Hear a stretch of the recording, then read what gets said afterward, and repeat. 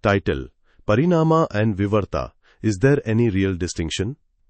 The main purpose of this brief essay is to examine the long-standing controversy about, and thereby the debates between, Parinama Vada and Vivarta Vada, and show that Vivarta Vada, correctly understood, does not oppose Parinama Vada and subsumes it under itself. I am not concerned here with tracing the history of the conflict between Parinama and Vivarta. Rather, my chief concern here is a thorough analysis of the conflict and clearly point out the misunderstandings which generated the conflict in the first place. Let us begin with a clear understanding of Parinama Vada and Vivarta Vada. Here are the definitions.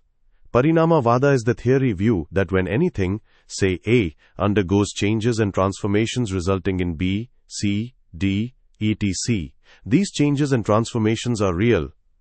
Vivarta Vada is the theory view that the changes and transformations referred to above are not real but merely appearances.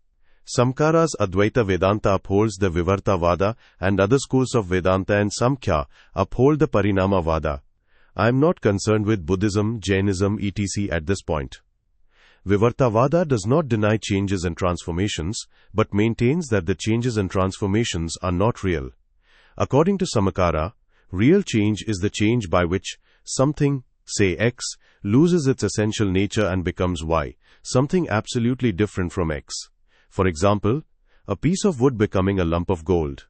Thus, when Brahman becomes the world, Brahman undergoes no real changes and does not lose its essential nature and being as Atman, pure consciousness. Yes, Brahman appears as the world without undergoing any real change, for there is, in principle, nothing other than Brahman for Brahman to become. Both Samkara and Samkhya subscribe to Satkaryavada, according to which the effect is identical to and pre-exists in the cause. That is, there will be nothing in the effect that is not already in the cause. The question now arises, does all this mean that the cause does or does not undergo any real change in producing the effect? Samkhya, through its teaching of Parinama Vada, maintains that the cause does undergo real changes in producing the effects. Samkara points out that such a teaching contradicts Satkarya Vada, which the Samkhya upholds, and therefore Parinama Vada is false.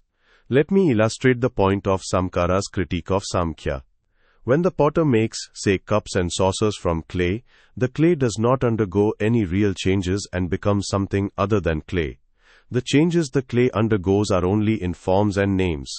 Note further that the cups and saucers have no existence apart from the clay, whereas the clay exists even when there are no cups and saucers, before the potter made them as well as after he destroys them. Simply put, the clay does not undergo any real changes in becoming cups and saucers, but only apparent changes. Hence, Samkara rejects Parinama Vada and upholds Vivarta Vada, changes in appearance only. Similar arguments can also be presented with equal validity and soundness against other schools of Vedanta, such as Ramanujas and Madhvas, which uphold Parinama Vada. To conclude, Parinama Vada cannot subsume under itself Vivarta Vada, whereas the latter can easily subsume the former, insofar as it does not deny changes and acknowledges changes in appearances only, thereby remaining faithful to Satkarya Vada, unlike Samkhya and other Parinama Vadins. Brahman in becoming the world does not undergo any real changes, since there cannot in principle be anything other than Brahman for Brahman to become. Is there then a real distinction between Parinama Vada and Vivarta Vada? The answer is clearly in the affirmative.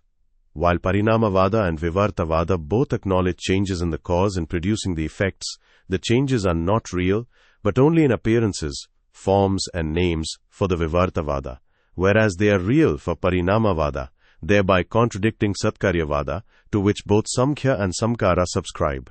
Note: Samkhya subscribes to Satkarya Vada in regard to the evolution of Prakriti, whereas Samkara subscribes to Satkarya Vada in regard to Brahman becoming the world. For Samkhya there are two ultimates, namely Prakriti and Purusha, whereas for Samkara there is just the non-dual Brahman, for the doctrine of two ultimates is self-contradictory. Ramakrishna Puligandla, Emeritus Professor of Philosophy, the University of Toledo, Ohio, USA, June 6, 2010.